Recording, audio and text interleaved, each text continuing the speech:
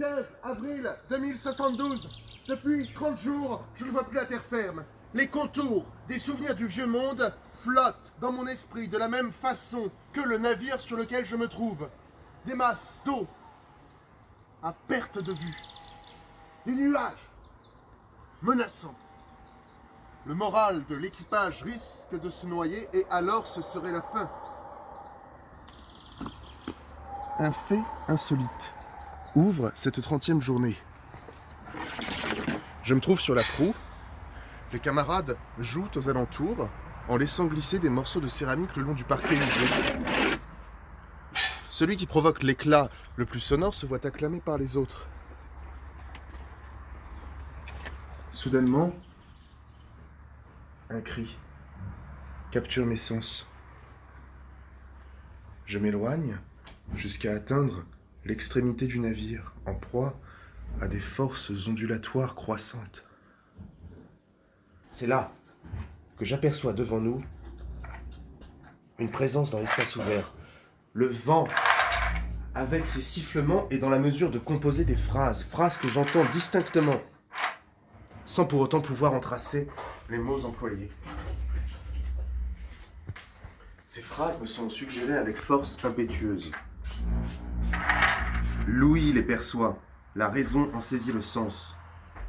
Cependant, au moment où j'en veux faire part au timonier, en le déchirant brusquement du jeu tonitruant auquel il s'est abandonné avec le reste de l'équipage, aucun des mots entendus ne trouve l'accès à mes cordes vocales. Les paroles inexprimées demeurent intactes au fond de mon palais. Or, je le pousse vers la rambarde.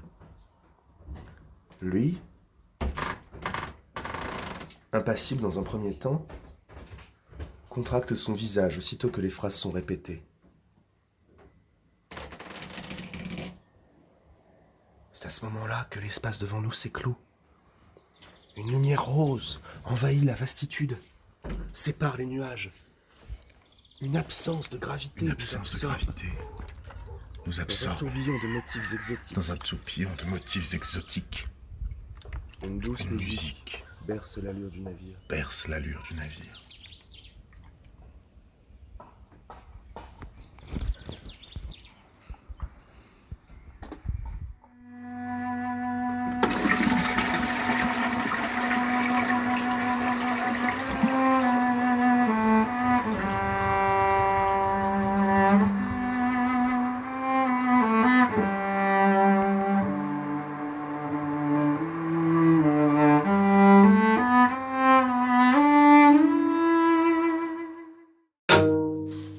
Il était tard.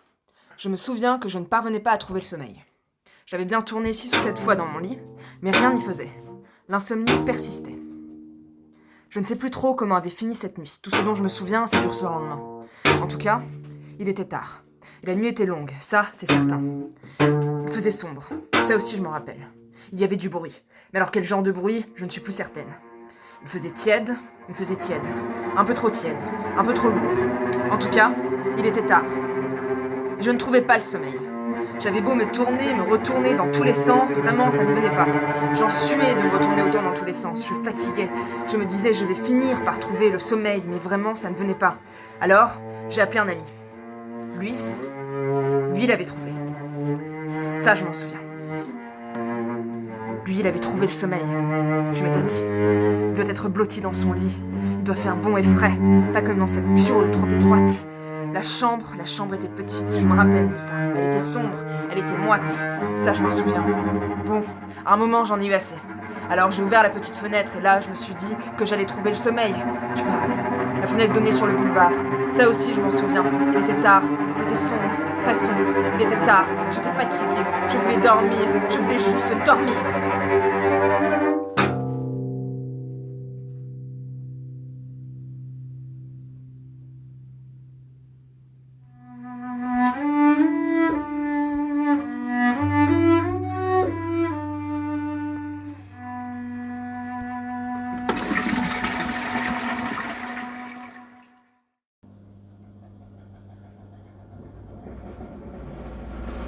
Dix 1000 ans après, une planète de la couleur gris métallique avait frappé notre imaginaire est devenue la nouvelle demeure interstellaire de notre peuple en fuite.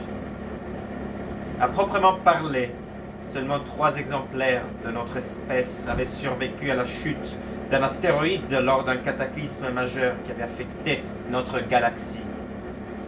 Au moment des faits, les 3 survivants se trouvaient à bord d'un vaisseau spatial, tout neuf et prêt pour le départ.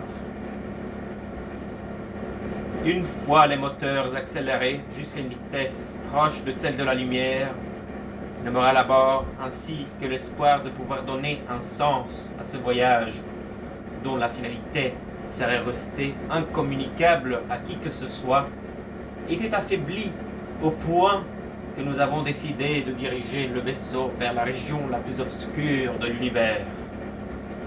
Cela, de toute manière, avait peu d'importance, étant donné que nous avions unanimement choisi de congeler nos corps